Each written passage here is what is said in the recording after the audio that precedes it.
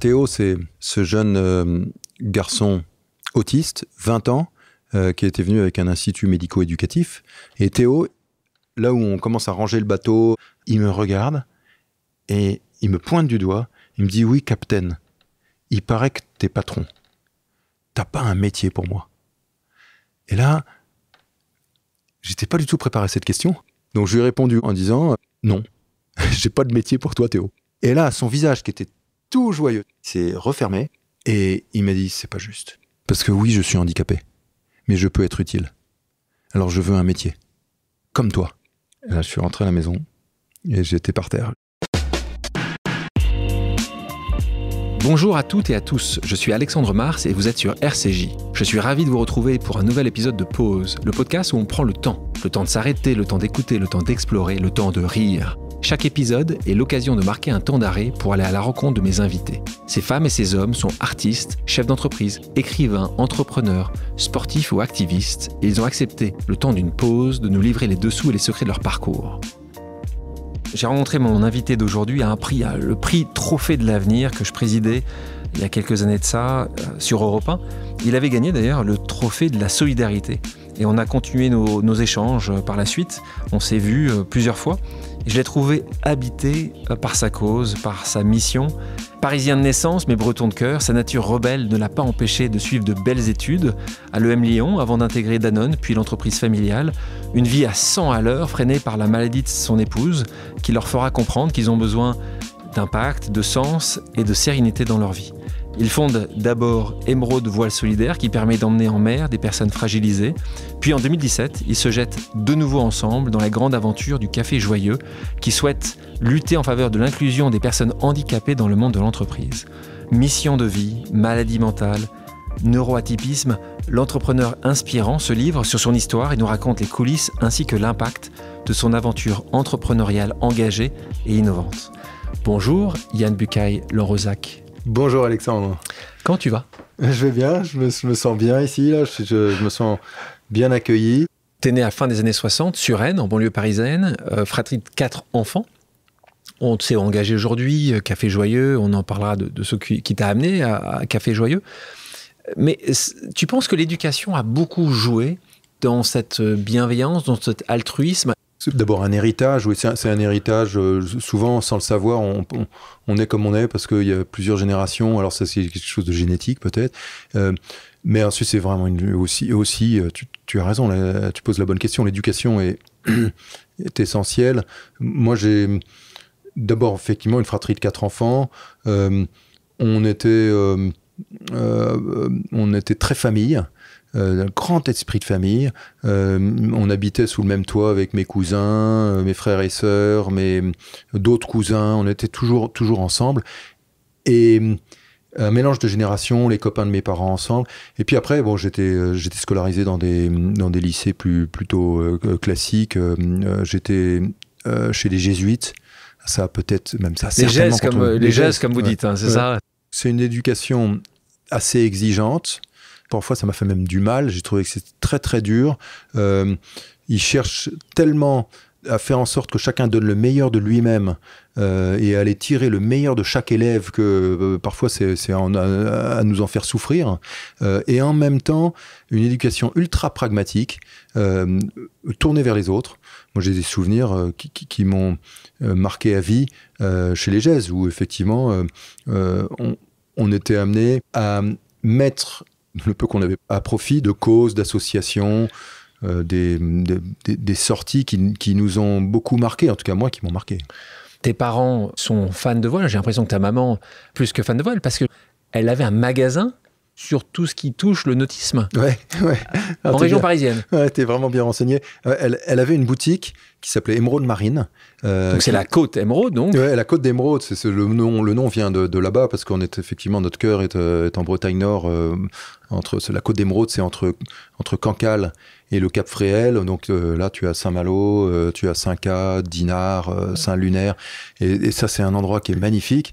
Toi, t'es la première génération expatrié, en fait, la première génération. Non, mon grand-père était déjà parisien, il était notaire à Paris. D'accord. Et en fait, il était entrepreneur en Bretagne. Donc en fait, ils avaient déjà un pied des deux côtés. D'accord. Donc on était, moi j'ai grandi à Paris, mais je passais tout le temps libre que j'avais en Bretagne à naviguer, parce que mon truc c'était de faire de la voile.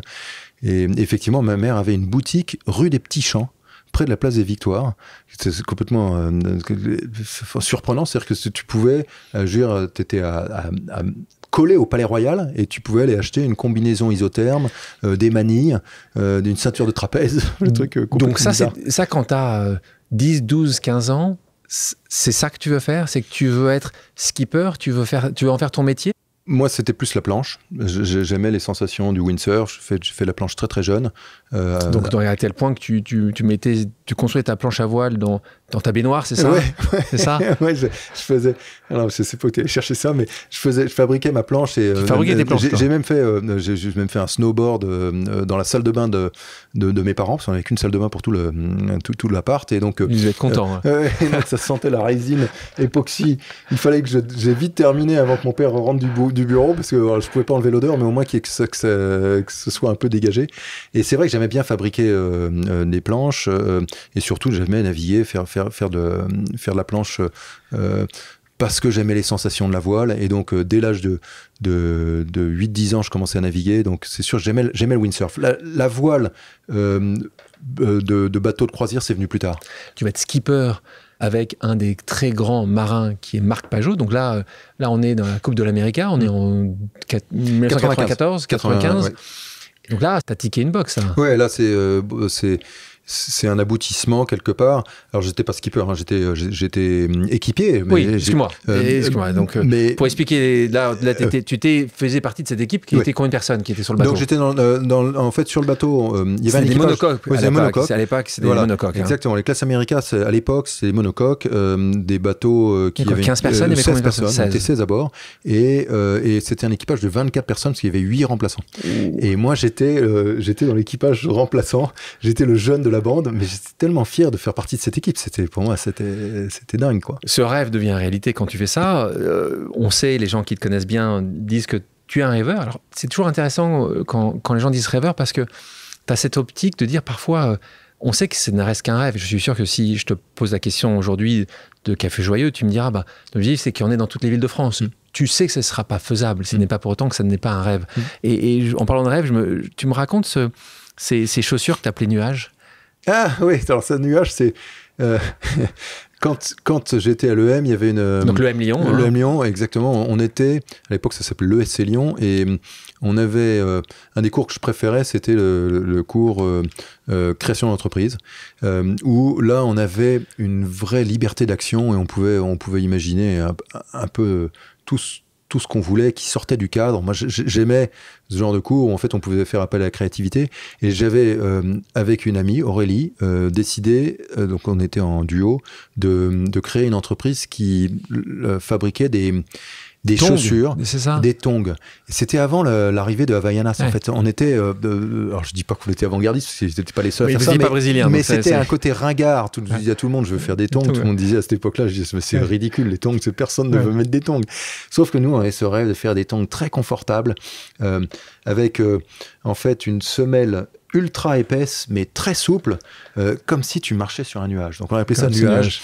Et voilà, ça... Donc, ce rêve d'entrepreneuriat, il arrive très tôt là, parce que ton papa est entrepreneur. Tu me parlais de ton grand-père au préalable. Pour toi, c'est une lignée? Je pense que c'est un héritage qui est venu naturellement, effectivement, parce que à la maison, on parlait énormément d'entreprises.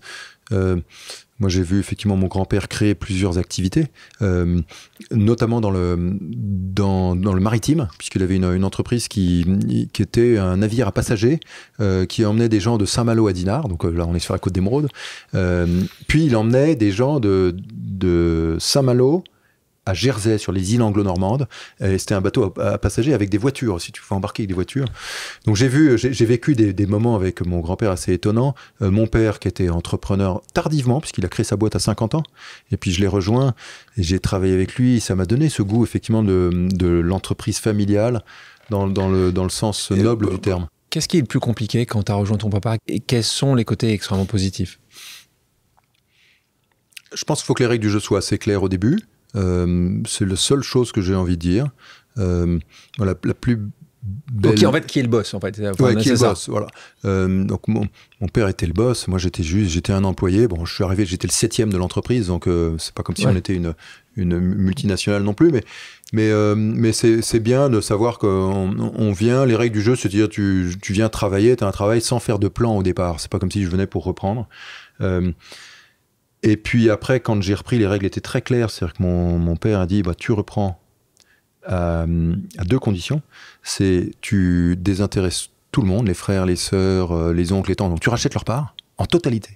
Je veux que tu sois tout seul à bord. Et c'est moi, le pacha, donc mon père, qui décide du prix. Et ça, je trouve que c'était une règle du jeu très, très intéressante, très juste. En tout cas, nous les a beaucoup servi parce qu'on est resté toute la vie ultra soudés en famille. Pas de chamaillerie pour des questions d'argent. J'ai pris mes risques. Ils ont pris leur chèque. Ça s'est bien passé? Ça s'est très bien passé. Bon, on a eu un souci juste après. J'ai pu prendre un petit prêt. C'était une petite boîte, hein. C'était pas. Mais il y a eu des.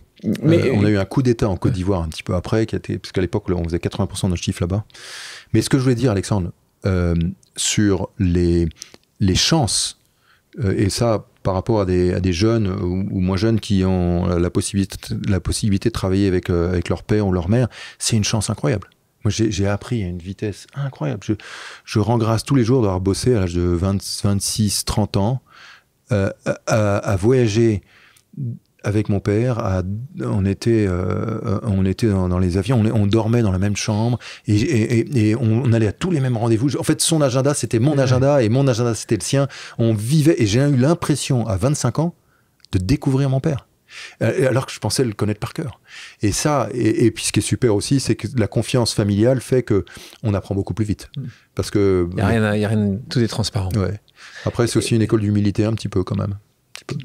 C'est-à-dire parce que tu dois être toujours derrière, ça tu dois être toujours derrière, parce qu'en gros, si ça marche, on dit c'est normal, il a eu ça sur un plateau, c'est la boîte de son père. Et si ça plante, on dit il aurait pas dû changer.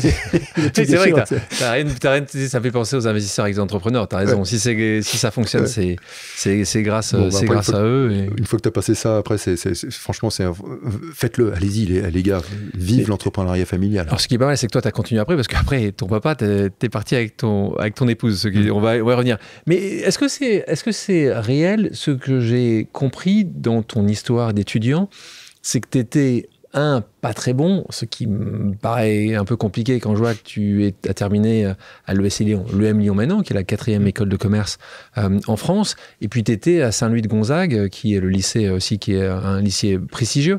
Donc j'ai cru comprendre que tu n'étais pas excellent, et en plus de ça, tu étais extrêmement dissipé. Je suis impressionné par ton service de renseignement généraux. On sait tout. Mais c'est vrai, c'est vrai. Écoute, c'est très simple, factuel.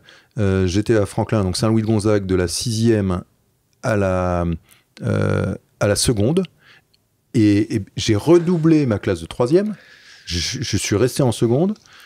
J'ai redoublé parce que j'ai pas le niveau pour passer en seconde. J'ai finalement été en seconde après mon redoublement. Et à la fin de la seconde, je me suis fait virer.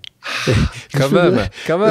Pour 2 raisons. Je pense que c'est les 2 raisons que tu as évoquées. C'est qu'effectivement, j'étais pas tellement sur les rails, assez dissipé et académique non plus. La chance que j'ai eue, c'est que je suis sorti de chez les Gèzes. Je trouvais ça injuste. Et en même temps, j'étais content de partir, sauf que je me suis retrouvé dans une école de jésuites à Reims, une école qui s'appelle Saint-Joseph. Je ne sais pas si tu connais cette école à l'époque, elle était assez réputée pour être très très dure. Un pensionnat à la dure, hein, c'est-à-dire que... Et tes parents, ils t'ont envoyé là-bas, tes parents, pour dire t'as déconné, tu vas, c'est la conséquence? Ils me l'ont pas présenté comme ça. Mais je l'ai compris, j'ai très vite compris. J'ai vite compris. Non, tu vas t'amuser, ça va être génial. Bravo d'avoir été viré. Ça va te faire du bien de t'éloigner de la maison, tu nous supportes plus, tu vas être content de t'éloigner. Et en fin de compte, boum. Là, c'était boum. C'est l'école, à l'époque, vraiment l'armée. C'est-à-dire que c'est une école où tu parles pas dans les couloirs, tu parles pas dans les dortoirs. C'est un dortoir de 120, des lits alignés. Je me souviens, 12 lavabos. Tu te brosses les dents en même temps que 12 par 12, en même temps que tes copains à côté, tu n'as pas le droit de parler. Et surtout, avec un rythme ultra sévère, la gym tous les matins. Donc, coup de sifflet le matin, on se réveille, on a 3 minutes pour descendre dans la cour. Et là, c'est la gym avec le chef d'état des équipes. Donc, c'est un chef d'équipe qui est en terminale qui anime la gym. Si jamais tu fais pas bien ta gym, t'es collé. Quand t'es collé, c'est que tu passes le week-end à ratisser le stade. Ça s'appelait Cormont. Et puis, tu peux avoir le gym sup. Le rêve, ça. Gym sup, le truc très très dur. J'ai halluciné quand on faisait la gym sup. Je pense que j'étais sportif à l'époque puisque je faisais pas mal d'endurance, de marathon et autres. Et en fait, la gym sup, on te fait faire du sport jusqu'à ce que tu vomisses. Et ils se relaient tous, c'est-à-dire que tu vas courir avec quelqu'un, tu dis facile, je cours. Ouais. Je cours facile. Et puis lui, il est épuisé, sauf qu'il s'arrête, et puis il y en a un autre qui prend la suite, et puis il s'arrête, prend la suite, et toi, t'es à la fin. Et puis c'est pas que courir, c'est plein d'exercices très, très compliqués. Donc ça te remet sur... C'est ça qui te remet... Ça m'a redonné le sens de... En fait, ça m'a énormément soudé dans un esprit finalement assez fraternel. Ouais, j'ai gardé les copains de Saint-Jean. Et surtout, après Saint-Jean, j'ai eu qu'une envie, c'est de retourner à Saint-Louis-de-Gonzague. Et là, ils t'ont accepté. Ils m'ont accepté en terminale. Ça, c'est fou. C'est incroyable qu'ils m'aient accepté de nouveau parce que j'ai un peu bossé, mais j'avais pas un niveau énorme. Je me suis retrouvé à Saint-Louis-de-Gonzague en terminale à faire un bac correct. Et là, je me suis retrouvé en fait en fac. J'avais pas le niveau pour aller en prépa. Et j'ai été à Nanterre faire un bidog éco-anglais. Je sais pas si tu te souviens, ça existait à l'époque. Et j'allais tous les jours à Nanterre à la fac. Et là, finalement, c'était un endroit où je me sentais à peu près au niveau par rapport à tous mes potes qui faisaient soit Sciences Po, soit des prépas HEC ou ingénieurs, quoi. Et donc là, alors là, c'est gros coup de chance. Je le dis parce que une rencontre, une envie de démontrer que j'étais capable quand même d'avoir un niveau académique peut-être qui va être reconnu, où en France tout fonctionne avec les diplômes, ce qui est un peu triste, hein, mais je me suis dit, j'avais compris qu'il y avait ça, et c'était le début des admissions sur titre.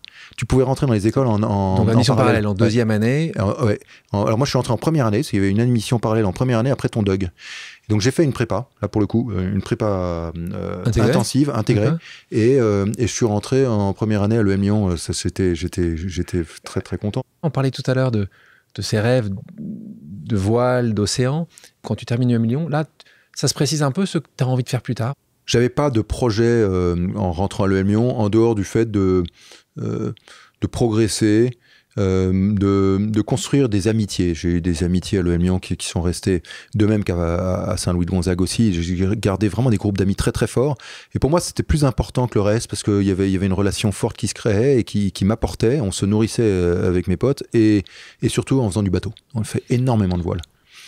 Yann, je te propose maintenant une pause amicale, je devrais dire une pause familiale. J'ai demandé à quelqu'un qui te connaît très bien de te poser une question surprise. On l'écoute.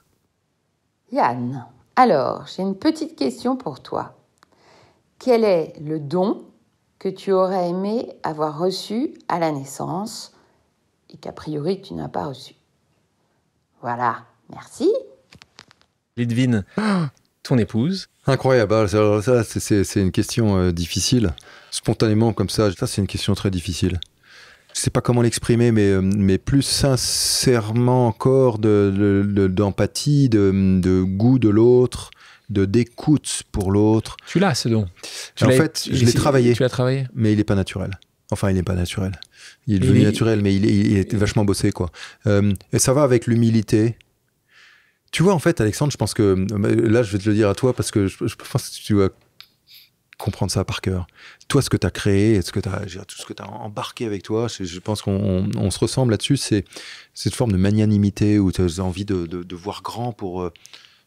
et donc, il y a quelque chose de très...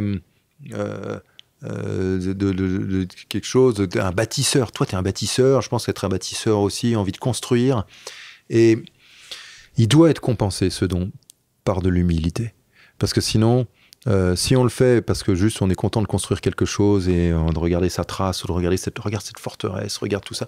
Non, c'est pas moi. Tu penses pas que ça, c'est aussi l'âge, peut-être aussi l'expérience que tu as, les coups que tu as reçus? Tu penses pas que c'est aussi ça qui nous donne cette humilité, oui, qui nous rend compte que on n'est pas grand-chose et qu'on est aussi des soldats. Je suis tellement d'accord avec toi. Tellement d'accord avec toi. Mais ça me fait plaisir. Mais j'ai envie de te dire, quel dommage qu'on ait à prendre ces coups pour le devenir. Ouais. Tu vois, cette humilité, donc la réponse, c'est si j'avais pu être plus humble, tu vois, dès la naissance, peut-être que ça m'aurait évité des coups, quoi. Maintenant, on l'apprend et on le devient un peu. On parle de Lidvine 2 minutes.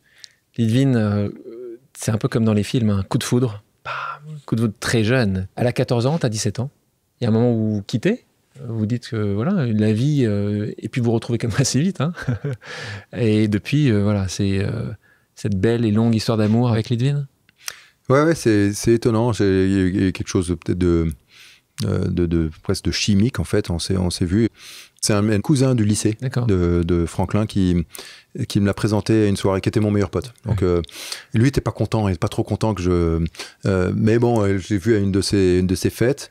Et puis finalement, je pense qu'aujourd'hui, il est très heureux. D'ailleurs, c'est mon témoin de mariage. Mais c'est vrai que ce coup de foudre nous a unis très vite, avec effectivement des difficultés, parce que bon, déjà la première chose qu'elle médite, t'imagines, première discussion a démarré sur un mensonge. Elle me ment sur son âge. Ah, bien sûr, mais c'est normal. Tu vois arriver, t'es grand. Quel âge elle s'est donné? Elle n'a pas osé dire qu'elle avait 13 ans, parce qu'en fait, elle avait 13 ans quand je l'ai connue. Et donc, d'accord, 15 ans quand tu l'as embrassée. Et voilà. Et donc là, en fait, elle m'a dit non, j'ai 15 ans. Donc, toi, ça a passé. En fait, toi, t'as envie de croire à ce mensonge aussi. Ouais, j'ai envie de croire à ce mensonge. Et puis bon, elle était un peu grande pour son âge, peut-être. Donc, je l'ai cru. Et en fait, je lui en veux pas du tout. Mais ce qui est sûr, c'est que quelle chance j'ai eu de l'avoir rencontrée, parce que je pense que j'aurais jamais, et on aurait ensemble, peut-être qu'on aurait fait autrement avec quelqu'un d'autre, mais je me dis qu'elle a été le déclencheur, l'élément, la pièce maîtresse de tout ce qu'on a pu construire après ensemble. Juste après Emilion, tu vas chez Michelin, Danone. On a parlé rapidement de ton histoire où tu rejoins ton papa de votre entreprise. Donc, tout se passe dans une vision assez parfaite Instagram. Hein. Tu grandis, tu prends des responsabilités, tu évolues dans la vie. Mais là, il se passe quelque chose qui n'était pas prévu. C'est vraiment ça. C'est une épreuve que je souhaite à personne. Et à commencer pour elle, parce que la souffrance qu'a vécue, par laquelle est passée Lidvine, c'est des choses que personne ne peut comprendre, pas même des gens qui l'ont vécu, parce que chaque cas est particulier, mais j'ai essayé de mesurer à quel point elle était dans une épreuve insurmontable, avec par exemple des moments où elle me disait elle-même « j'aimerais qu'on m'arrache un bras », parce que en fait ça se voyait pas. Elle s'était incompris de ma famille, incompris de sa famille, mais même mes parents en premier ne comprenaient pas. Ils disaient mais qu'est-ce qu'elle a, la petite, quoi, elle a tout pour elle, et de quoi elle se plaint. C'est une accumulation de raisons qui, selon toi, a fait arriver à ce moment de bascule. C'est toujours très angoissant pour un jeune couple. Souvent, tu passes de la phase romantique à la phase de la réalité de la vie. Nous, on s'est mariés, on a eu des enfants assez vite, des enfants merveilleux. Et chaque grossesse, Lidvine avait des difficultés morales, quoi, et des troubles de l'humeur. Et puis, ça s'est accentué à chaque fois. Et plus on avançait dans la vie, plus j'étais absente. Je travaillais beaucoup. Et vraiment à courir, à se demander dans quelle direction. Là où, effectivement, je la croyais plus forte. Capable de supporter tout ça. Et puis, je pensais effectivement que je pouvais compenser grâce à plus de travail. En fait, il y a une espèce de cercle vicieux qui s'est mis en place et là où je la croyais plus forte, ça lui faisait plus de pression, je pense. Après, il y a des explications plus, peut-être aussi chimiques. Mais ce qui m'étonne, tu vois, et c'est vrai que c'est pour ça que j'aime bien ce que tu disais tout à l'heure dans le don, tu vois, c'est pas d'humilité uniquement, c'est toi qui grandit avec certaines valeurs chrétiennes fortes. Tu parlais des jésuites tout à l'heure. En fait, tu étais rentré toi aussi dans cette course du hamster, dans cette roue, en ayant mis de côté complètement ta mission de vie, qui aujourd'hui, elle est très clairement établie. Et donc, c'est pour ça, quand je parle de don tout à l'heure, c'est qu'en fait, c'est plutôt que tu as eu cette mission de vie un peu plus tôt, en fait. Et c'est pour ça que j'en parle encore, et merci d'en parler très ouvertement avec Lidvine, parce que ce moment critique dans votre vie t'a fait réaliser. Complètement. Ça a été un déclencheur douloureux, oui. Bon, après, évidemment, 15 ans après, je dis un déclencheur formidable.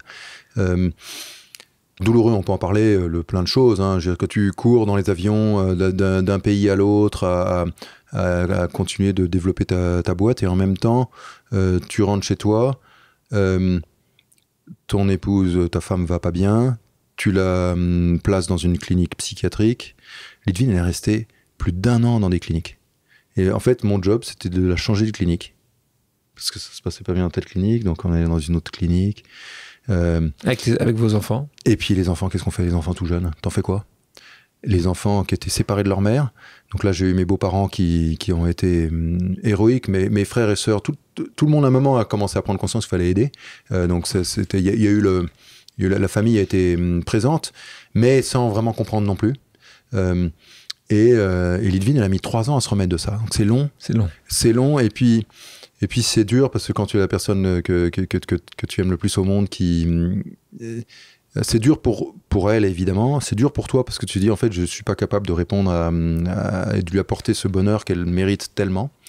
Et donc douloureux, très douloureux, avec des recherches de solutions. C'est tellement complexe le cerveau. C'est tellement complexe.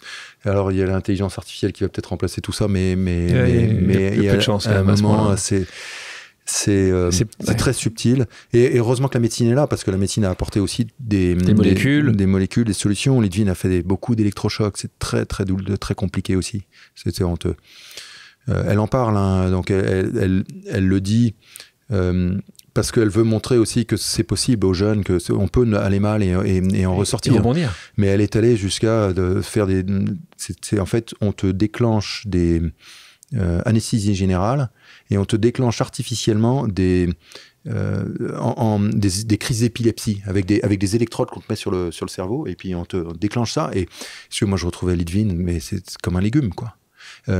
Parce que ça a une action sur ta mémoire, tu perds la mémoire court terme, bref, douloureux. Merci de partager ça parce que ça arrive souvent autour de nous et parfois on ne le sait pas, parfois on ne comprend pas. Et donc c'est important de libérer la parole. À quel moment tu t'es dit ça, c'était un message, ça, il faut qu'on change notre quotidien? Est-ce que c'est un médecin qui vous a dit Monsieur Bucaille, vous allez continuer à faire des centres à centres, votre vie ne va pas ici? À quel moment je te retrouve à Dinard? En fait, bon là il y a vraiment une dimension très profonde qui fait qu'on s'est relevé, elle et moi. Hein. Alors moi j'essayais de me préserver vraiment parce que je sentais que je pouvais m'embarquer aussi dans cette mauvaise dépression. Finalement, t'embarques du monde avec toi. Je voulais surtout pas flancher, donc j'arrivais à me protéger tout en étant très très proche et très présent, enfin le plus possible. Mais là où effectivement il y a eu un basculement, c'est une vraie conversion. Hein. C'est-à-dire que c'est là où véritablement je me suis dit mais tout ça nous dépasse. Moi je pensais pouvoir contrôler un peu comme tout chef d'entreprise qui pilote tout son monde et qui pilote toute sa vie et qui pilote son agenda et qui pilote tout.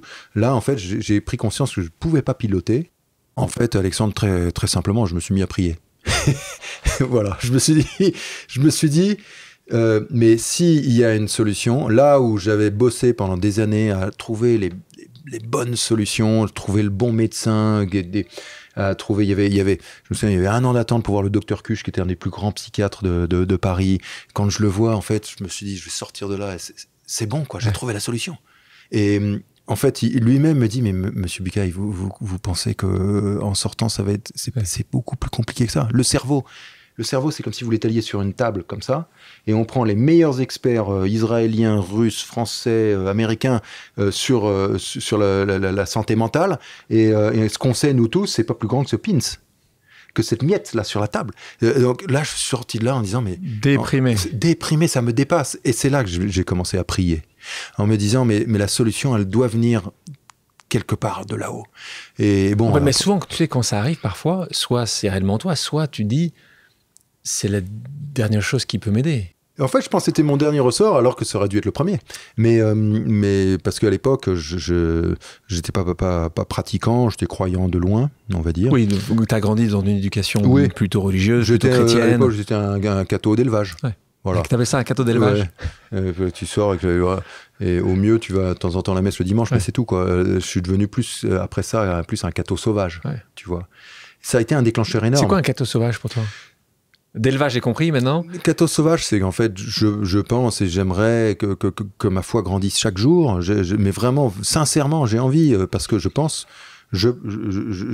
que quelque part, on est tous des êtres surnaturels et la présence de Dieu et de Jésus doit être, enfin pour moi, est dans notre cœur. J'ai envie qu'elle explose, quoi. Alors, c'est intéressant ce que tu dis parce que je le sens et que c'est important pour toi, mais je le vois assez peu. Ce que j'apprécie d'ailleurs, hein, je le vois assez peu dans ta communication. Je le vois. En fait, souvent, tu pourrais dire que quand c'était tombé dessus, à un moment comme toi, où tu pourrais matin, midi et soir prêcher. Et en fait, c'est pas ce que tu fais. Non, parce que je suis entrepreneur dans un pays laïque. Et qui a une énorme force, qui est justement l'ouverture à toutes les convictions. Et mon souhait, il est certainement pas d'aller provoquer ou d'aller... Moi, mon souhait, il est surtout pas... je pense que le non au prosélytisme, oui, pour me concernant. Et j'admire tous les prêtres. Je suis dans ce monde à m'intéresser à l'homme et à lui permettre potentiellement de connaître en fait cette fraternité qui doit pas être exclusive mais vraiment inclusive de mes convictions. Mes convictions, peut-être ensuite elles rayonnent sur le reste, mais elles sont pas affichées, non. Donc vous ralentissez? Oui, Lidvine aujourd'hui c'est incroyable parce que elle s'est redressée. C'est pas seulement qu'elle tient debout, c'est que beaucoup de gens s'appuient sur elle. C'est-à-dire qu'en fait elle en est sortie de cette épreuve complètement indescriptible. Elle en est sortie grandie, elle en est sortie pas seulement guérie, mais plus forte, j'ai envie de dire même plus belle, parce qu'avec une profondeur intérieure, avec une justesse dans son appréciation des autres, et surtout une capacité à non seulement à connaître ses limites, les limites des autres, et du coup à aller plus loin avec les autres. Ce qui est incroyable, c'est qu'on était tellement content, tellement joyeux de voir que c'était derrière nous, que ça nous a donné des ailes pour aller plus loin, pour faire plus de choses. C'est évidemment ce qui a donné naissance à Ephata et l'association Émeraude Voile Solidaire, le bateau. Mais ça nous a donné aussi la possibilité de faire des choses que je pense qu'on n'aurait jamais eu envie de faire avant. Par exemple, on a un jour pris la décision d'accueillir des réfugiés chez nous. C'est la famille Jaoula. Aujourd'hui, c'est des frères, Nabil et Timad, des Irakiens du Kurdistan qui ont dû fuir leur ville qui a été totalement massacrée par Daesh et qui se sont retrouvés réfugiés politiques à Erbil, puis qu'on a réussi à faire venir en France. Et ils sont arrivés en France, ils ont habité à la maison pendant 9 mois. Et je peux te dire que ça, c'est sans doute un des plus beaux cadeaux qu'on ait reçus. Peut-être la plus grande chance qu'on ait vécue en famille. Nabil, il était patron d'une entreprise de 12 personnes. Il s'est retrouvé sans emploi. Il a fallu trouver un travail. Et ça aussi, ça m'a fait comprendre à quel point le travail, c'est déterminant pour l'insertion. Voilà, en fait, cette épreuve, Lidvine, elle en est sortie vraiment, mais avec une démonstration qu'il ne faut jamais, jamais désespérer. Là, vous allez avoir un projet, votre premier projet tous les deux. Là, on se retrouve à Dinard, Castelbrac. Donc, un hôtel. C'est votre nouvelle résidence, la Bretagne Nord. Et on va avancer pour parler de cette association que vous créez, qui s'appelle Émeraude Voile Solidaire. Tu fais construire un catamaran qui s'appelle Ephata. Ephata, Ephata, c'est un verset de la Bible où tu as Jésus qui guérit un aveugle. Et en fait, il dit Ephata en araméen, ça veut dire, et il lui dit ouvre-toi, c'est-à-dire ouvre ton cœur. C'est de l'araméen, et en fait, nous, on a trouvé que ce nom, il s'adressait beaucoup à nous, c'était justement de nous ouvrir, de sortir de ce monde très très normé, monde des affaires, monde social, de la mondanité, dans le sens un peu un peu réducteur du terme, où l'idée c'était de nous ouvrir à la différence, quoi. Donc là, tu amènes des sans-abri, des jeunes vivant en foyer d'accueil, des détenus, des réfugiés, des personnes en situation de handicap, des résidents d'EHPAD à cette sortie en mer. Ouais. C'est des milliers et des milliers et des milliers qui vont venir sur ce bateau. Sortie en mer en 2014. Là, on se retrouve sur un moment que tu considères aussi un moment essentiel dans ta compréhension. C'est plutôt ça, hein, c'est dans ta compréhension du monde qui t'entoure, où tu te dis, j'ai peut-être un rôle à jouer.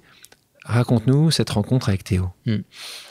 Théo, c'est ce jeune garçon autiste, 20 ans, qui était venu avec un institut médico-éducatif, avec ses éducateurs, il y avait des aides-soignants à bord. Et on avait fait une très belle sortie. Il y a eu un peu de vent. Et donc c'est sympa parce que le bateau, il pulse dès qu'il y a un peu d'air. Nous, on avait fait construire un bateau rapide. Le but, c'était qu'on s'amuse. Hein. J'ai beaucoup de potes d'ailleurs qui me disaient, t'as fait ça pour trouver un bon prétexte pour faire du bateau, quoi. Bah oui, en fait, l'idée, c'était quand même de s'amuser. Même si l'objectif, il était de pouvoir faire bénéficier la voile à des personnes qui connaissent pas la mer. Le but, c'était d'avoir des sensations. Et on avait eu des bonnes sensations dans la journée. Et Théo, là où on commence à ranger le bateau, à affaler les voiles, enfin, à ferler tout ça et à tout ranger, il me décolle pas, il reste toujours à côté de moi. Et il me dit, je lui dis, mais ça va Théo, t'es toujours là, tu veux m'aider? Je lui dis, non, capitaine, non. Et je lui dis, tu veux me poser une question? Il y a quelque chose. Et là, il me regarde et il me pointe du doigt. Il me dit, oui, capitaine, il paraît que t'es patron. T'as pas un métier pour moi. Et là, j'étais pas du tout préparé à cette question. T'avais pas les éléments de langage? Pas du tout. Et là, je me suis dit, c'est d'abord, d'où il sait ça? Bon. Et j'ai même trouvé un peu gonflé. Moi, j'avais l'impression de faire ma BA, de l'emmener faire du bateau. Donc, je lui ai répondu aussi brutalement, quasiment, en disant non, j'ai pas de métier pour toi, Théo.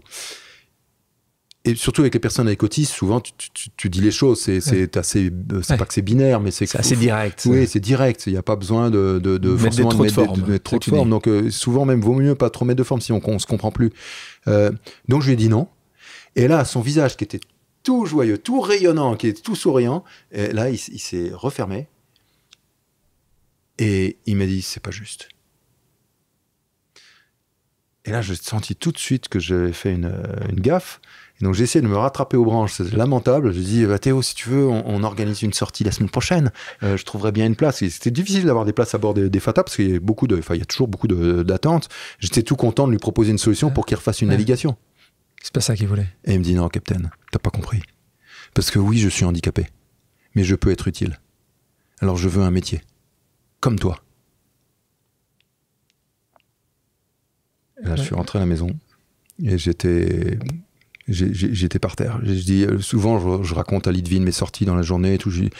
Et là, elle m'a vu effondré. Elle a vu un truc. En disant, mais je lui dis, mais en fait, ce qu'on fait, ça sert à rien, en fait. Parce qu'on se donnait beaucoup de mal pour cet assaut. Hein. Et puis, là, c'est nous, mais il y a 60 bénévoles qui naviguent. Il y a toute une équipe qu'on a embarquée dans ce projet, quoi. Et là, je me suis dit, mais en fait, et évidemment que c'est très utile. Ça permet des rencontres incroyables, notamment celle-ci. Mais c'est vrai que là, ça a été le déclencheur pour dire, mais ce qui compte, c'est pas le loisir. C'est pas la voile, aussi sympa que ce soit, et les sensations. C'est pas ça ce qui compte. Réintégrons-les dans la vie active. C'est la vie active, c'est le travail. C'est le travail. Nous, on se réalise là autour de cette table, on est heureux parce qu'on a une fonction, on a un rôle, on est attendu, quoi. Et en fait, ça a été une prise de conscience très forte de dire, en fait, là où je veux faire quelque chose pour eux, mais non, mais laissons-leur cette liberté de faire quelque chose, eux pour eux, et peut-être même eux pour nous, ou eux pour les autres. Donc là, tu rentres le soir, ou fin d'après-midi, t'es effondré. T'en fais quoi de ça? Ça travaille un petit peu, on réfléchit, on rumine un peu, mais je continue. Je pense que ça a mis du temps à germer, puisqu'il s'est passé quasiment 1 an et demi. Là, on était en 2014. On était en 2014, et c'est fin 2015 que je vois Vianney-Marie. Alors, Vianney-Marie, c'est un équipier. C'est une équipe qui est devenue un équipier. C'était un jeune gars trisomique, 18 ans, qu'on recrute dans l'hôtel. Donc il devient assistant joyeux. C'est mon assistant joyeux qui écrivait les petites cartes pour quand tu arrives dans une chambre, tu as un petit mot d'accueil. Ouais. C'est lui qui faisait les mots d'accueil. Quand tu le recrutes, c'est une des conséquences de cette discussion avec Théo ou juste un concours de circonstances? C'est une conséquence. C'est-à-dire que l'idée, c'était de dire, mais finalement, ce Théo ou les autres, effectivement, il faut trouver une solution. Et quand je rencontre Vianney-Marie et que je vois qu'il est potentiellement capable de travailler, je teste avec lui, je dis, tu sais faire quoi? Je dis, moi, j'écris des cartes à ma famille. Eh ben, tu vas écrire les petits mots. Et en fait, il a fait, il faisait 9 cartes en une journée de travail. En fait, il travaillait 5 heures de suite avec quelques pauses. Et en 5 heures, il arrivait à faire 9 cartes. Donc, c'était pas suffisant. Surtout qu'il travaillait pas tous les jours. Mais c'est pas grave.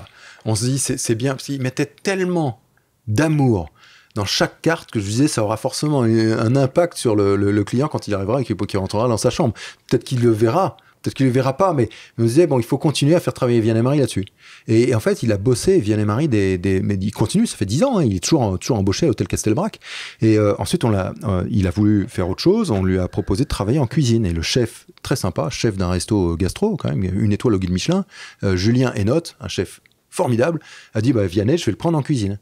Et Vianney, il commençait à éplucher les légumes. Et ensuite, tu as des convives qui avaient réservé une table au Pourquoi Pas, le restaurant de l'hôtel, et qui demandaient à voir, il paraît que vous avez un jeune gars sympa là qui épluche les légumes, est-ce que je peux aller le voir en cuisine? Et donc le chef disait, c'est incroyable, si il rentre dans ma cuisine pour voir Vianney, c'est pas pour me voir. Et donc on s'est dit, Vianney, on va le faire travailler en salle. Et c'est là qu'on l'a fait bosser en salle. Donc là, aujourd'hui, il bosse encore en salle. Pourquoi pas il fait le petit déjeuner, en fait, parce que c'est aussi un... Donc pour tous ceux qui veulent voir Vianney, la star, vous allez au Pourquoi Pas, à Dinard, au Castelbrac, au petit déjeuner. Pas au déjeuner, pas au dîner, au petit déjeuner. C'est notre premier assistant joyeux qui est devenu en fait un équipier joyeux. C'est ça qui te fait comprendre que tu pourrais démultiplier la joie de rentrer dans la vie active des Vianney de ce monde. C'est ça que tu dis, c'est que les neuroatypiques, parce que c'est de ça dont on parle, ont un rôle à jouer comme toute personne. En fait, évidemment que je cherchais un projet pour pouvoir recruter ces personnes-là. Et quand on a testé avec Vianney, au départ, je ne savais pas vraiment que ça allait être dans la restauration. Et en voyant il était capable dans le restaurant, là, on s'est intéressé au sujet en disant, mais il faut absolument creuser. Et c'est là qu'on a eu cette idée de monter un coffee shop. Là, on se retrouve dans le premier lancement qui ne va pas être trop loin, même si Rennes, c'est quand même assez loin. 3 quarts d'heure de route. 3 quarts de route. Mais avant ça, tu es un entrepreneur social. Est-ce qu'il y a une discussion à un moment ou à un autre de vivre justement sur les subsides potentiels de donateurs? Très rapidement, tu t'es dit que ça devait être une entreprise. Est-ce que tu as eu cette discussion? Est-ce que vous avez eu cette discussion à Ledvin de quel côté la pièce allait tomber ou c'était très clair pour toi, il fallait que ça soit une entreprise avec un modèle économique? Et c'était très clair, il fallait que ce soit une entreprise. Il y a eu une petite réflexion, savoir s'il fallait qu'on en fasse une entreprise en mode start-up. Pourquoi une entreprise? Parce qu'on voulait vraiment pouvoir mettre le meilleur de l'économie, du système en place, attirer des talents. Je dis pas que l'associatif attire pas de talents, mais là, il y avait une envie de créer un modèle économique durable et pour ça, pour moi, l'entreprise, c'est ce qu'il y a de plus efficace. La question, ça a été comment on structure l'entreprise au niveau organisation, au niveau capitalistique. Et assez vite, on s'est dit finalement, il faut que ce soit une entreprise désintéressée. C'est-à-dire, je veux pas bénéficier personnellement du travail de nos futurs équipiers. Je veux pas donc on a labellisé l'entreprise ESUS, entreprise solidaire d'utilité sociale. On a eu ce label, c'est très bien, mais c'est pas suffisant. Je voulais pas qu'il y ait des actionnaires individuels ou actionnaires institutionnels ou fonds d'investissement. Peut-être que j'aurais dû, parce que ça c'est un vrai sujet, on en avait discuté Alexandre, parce que ça m'aurait peut-être apporté plus de moyens. Et en même temps, je n'avais pas non plus la prétention et l'envie de scaler le truc de façon dingo. Donc je me suis dit, avec la philanthropie, avec le mécénat, on arrivera à financer les quelques cafés, quoi. Si tu dois te projeter à quelques années, tu me parlais d'aujourd'hui, tu n'as pas envie d'être ni Starbucks, en effet, pour des gens qu'on connaît. Est-ce que toi, tu te dis que à 25, à 30, à 40, c'est ce chiffre-là, tu as envie d'être dans quelques capitales européennes ou américaines? À quel moment tu te diras, le message est passé? Je pense qu'on n'aura jamais fini de passer le message tant qu'on aura des personnes qui, à cause de leur handicap, à cause de leur différence, sont obligées de mendier. Vraiment ça, de mendier pour avoir un travail. Notre sujet, c'est l'inclusion par le travail, par la formation, puisqu'on a lancé une école, on pourra en parler, et par la rencontre. La rencontre permet effectivement de changer le regard. En revanche, ce qui est sûr, c'est que le regard... peut-être qu'un jour, on arrivera à un monde parfait, mais il y a... J'en doute. Tellement à faire. Tu as 750 000 personnes en situation de handicap mental en France. Tu te rends compte? Aujourd'hui, même avec cet objectif de 25-30, on aura quelques centaines, quelques milliers au mieux d'équipiers en situation de handicap recrutés. Qu'est-ce que tu peux dire? Parce que tu passes le message, tu justement lead, en montrant c'est faisable. Qu'est-ce que tu as envie de passer comme message aux dirigeants, aux chefs d'entreprise, aux personnes qui auraient la possibilité, pas d'avoir un café joyeux, mais d'embaucher justement cette population qui aujourd'hui beaucoup plus au chômage, puisque les taux sont dramatiques. Hein. Est-ce que tu as un message à passer, quelque chose que tu as vu, quelque chose qui pourrait les faire changer d'opinion? Il faut ce premier petit déclencheur. Voilà ce qu'il faut. Ce déclencheur, c'est dire, allez, j'y vais, même si j'ai peur, même si je pense que ça ne marchera pas forcément bien dans mon équipe, essayons. Recruter une personne, alors je veux juger personne, parce que nous, on a structuré les cafés joyeux complètement pour ça, pour les accueillir. C'est plus facile. Oui, mais Vianney, tu me dis, Vianney, c'est comme ça que tu as commencé. C'est comme ça que j'ai commencé. T'as tenté. Et ça a porté, et Vianney continue d'apporter beaucoup. Alors il a besoin d'une personne en permanence pour pouvoir l'aider. Donc c'est sûr que si on raisonne performance, c'est pas comme ça que ça marchera. Mais court terme. Court terme, mais à long terme, ça contribue à la culture d'entreprise. C'est que du positif et c'est de la joie. On va écouter une autre pause amicale d'un patron d'un grand groupe, quelqu'un que j'apprécie beaucoup, qui va te poser cette question. Bonjour Yann, je suis Guillaume Rimaud, directeur général d'Indosuez France. Yann, quelle est votre politique d'ouverture de restaurants Café Joyeux dans les sièges des grandes entreprises, au sein desquelles il y a bien sûr un besoin de restauration, mais aussi un besoin de joie? Je suis certain que les équipiers joyeux apporteraient cette gaieté dans le monde du travail des grands groupes. Qu'en penses-tu? Sympa, Guillaume. Très bonne question de Guillaume. Merci pour la question, Guillaume. Non, mais c'est effectivement une vraie stratégie de déploiement. Aujourd'hui, on l'a dit, c'est très dur d'équilibrer un café en centre-ville, même si on y arrive, mais c'est complexe. Là où on arrive à faire de l'inclusion dans les entreprises, tout simplement en prenant la place de... Alors, on va prendre quelques places. Il y a tellement de places à prendre, mais... Quelques Sodexo, ça de Sodexo, Elior ou des Compasses ou autres qui font la restauration collective et qui font ça très bien. Mais là, nous, on apporte quelque chose de différent avec nos équipiers. Et là, on l'a fait depuis 2 ans en mode expérimental chez Clésia. Ça marche vraiment bien. Le DRH de Clésia, c'est le plus grand ambassadeur du modèle. Il dit que ça transforme ses équipes et que ça fait du bien à tout le monde. Puis c'est génial. Si tu fais de l'inclusion, c'est au pied de ton immeuble, là où tu as tous tes collaborateurs, les visiteurs le voient. Et oui, ça produit de la joie. Guillaume, tu as raison, ça produit de la joie. Nous, en tout cas, on a ces retours-là de la part de Clésia, avec en plus une chose de supplémentaire par rapport à un café joyeux, c'est qu'il y a des relations qui se font entre les collaborateurs de l'entreprise et nos équipiers, puisque là, ils se voient tous les jours. Donc ça change tout. Donc là, on va ouvrir un café joyeux inside au Crédit Agricole. Si tout va bien, il ouvrira fin janvier. Donc ça, c'est aussi une grande joie, parce que là, c'est sur un gros hub de 15 000 personnes énorme. À Montrouge. Donc il y a beaucoup de monde. Oui, donc selon toi, ce modèle pourrait être un modèle pertinent parce que autofinancé d'une certaine manière par des gens qui, là aussi, se rendront compte qu'il y aura certainement des des coûts peut-être supplémentaires, mais ce que ça apporterait à leurs collaboratrices et leurs collaborateurs permettrait en fait d'équilibrer le développement de ces cafés joyeux. On devient fort quand on accepte ça. Vulnérabilité. C'est le slogan, hein. Et toi, elle était où ta vulnérabilité ? Bah, écoute, tu vois, j'étais pas le premier de la classe. Je pense pas être brillant, tu vois. Ma vulnérabilité, ça peut être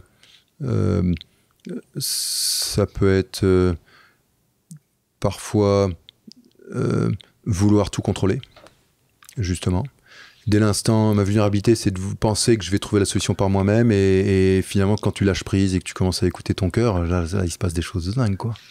En tant que chef d'entreprise, comment tu te définis ?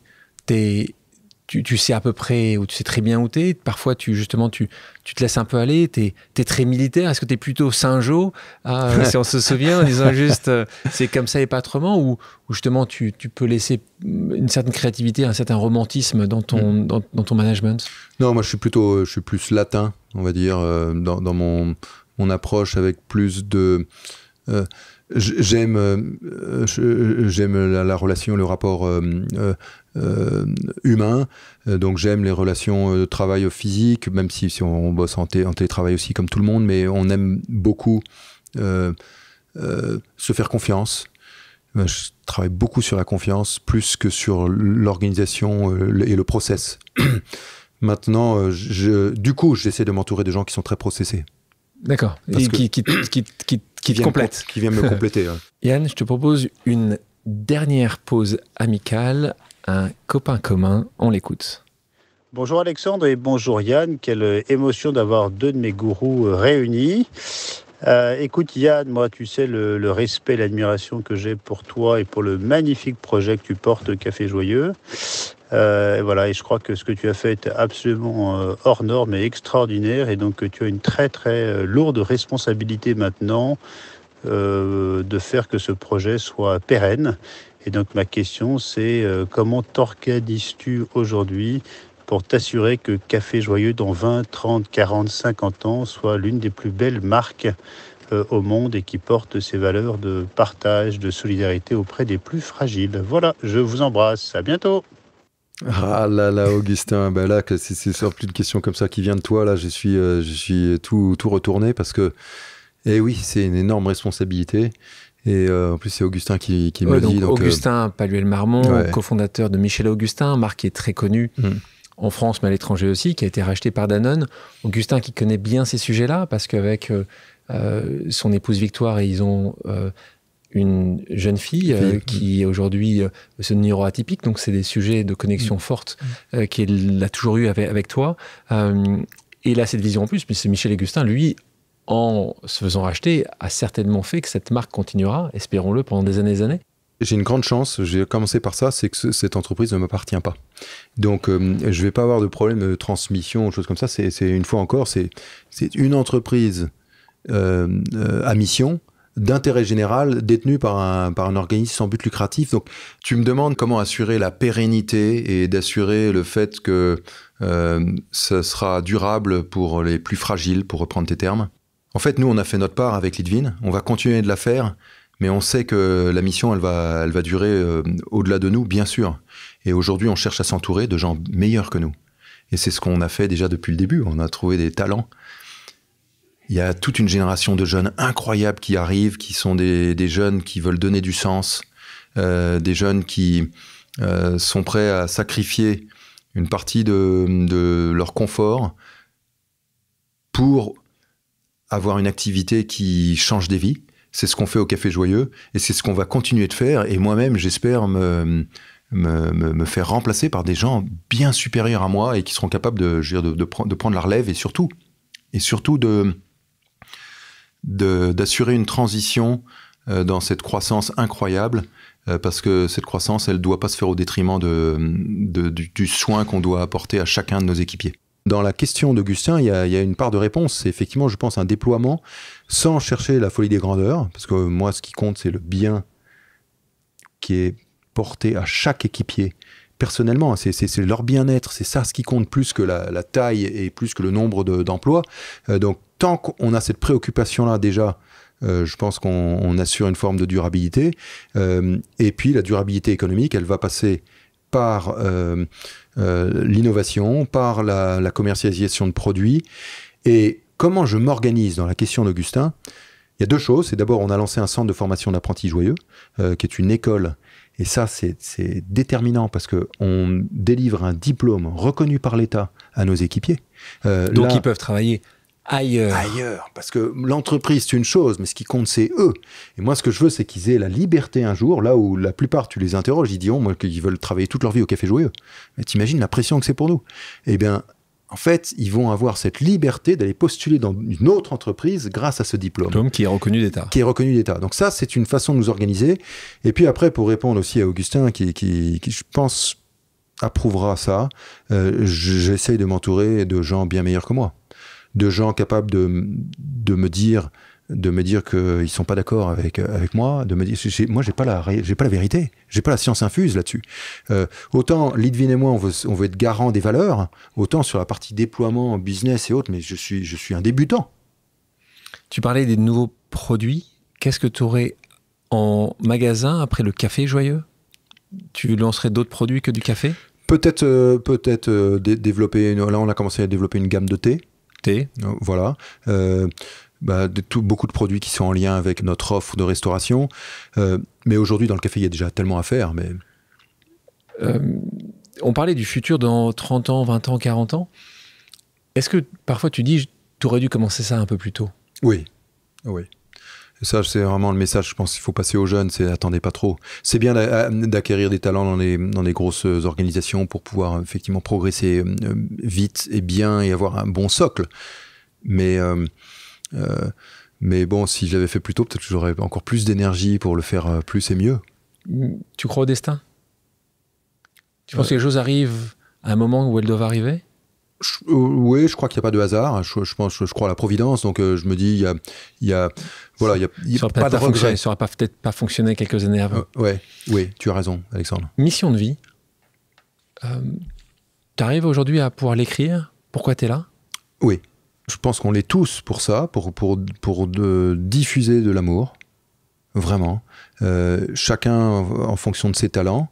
Et moi, plus spécifiquement, c'est de créer de la valeur avec nos différences, ensemble, pas moi tout seul, et de la partager. Diffuser de l'amour, voilà la mission de vie de Yann. Je vous propose maintenant une pause musicale. Yann, quelle est ta chanson culte? Je suis un fan de Bob Marley. Laquelle? One Love. One Love. On écoute un extrait.